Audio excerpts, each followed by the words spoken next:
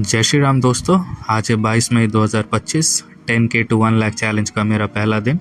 9 बजे के आसपास मैं सो के उठ जाता हूँ, फिर फ्रेश होके मार्केट को एनालाइज करने बैठता हूँ। मुझे साफ दिख रहा था कि मार्केट आज गैप डाउन ओपन हुआ। फिर छोटे टाइम फ्रेम यानी 30 मिनट के टाइम फ्रेम में स्विच करके देखा, मार्केट सपोर्ट के वहाँ रुक रहा था। फिर मैंने और छोटे टाइम फ्रेम यानी 5 मिनट के टाइम फ्रेम में स्विच किया, तो वहाँ मुझे कुछ साइडवेज कैंडल दिखी, तो मुझे लगा सपोर्ट से एक कॉल साइड का ट्रेड बन सकता है। तो मैंने एक क्विक स्कैल्प किया निफ्टी में एक लॉट से, जिसमें मुझे अराउंड 870 रुपये का प्रॉफिट हुआ। तो पहला ट्रेड था, काफ़ी अच्छा गया। उसके बाद मैं जाके ब्रेकफास्ट कर लेता हूँ। ब्रेकफास्ट करने के बाद मैं भगवान के सामने बैठता हूँ, थोड़ा पूजा करता हूँ। तो ये बेसिकली मेरा आज का रूटीन था।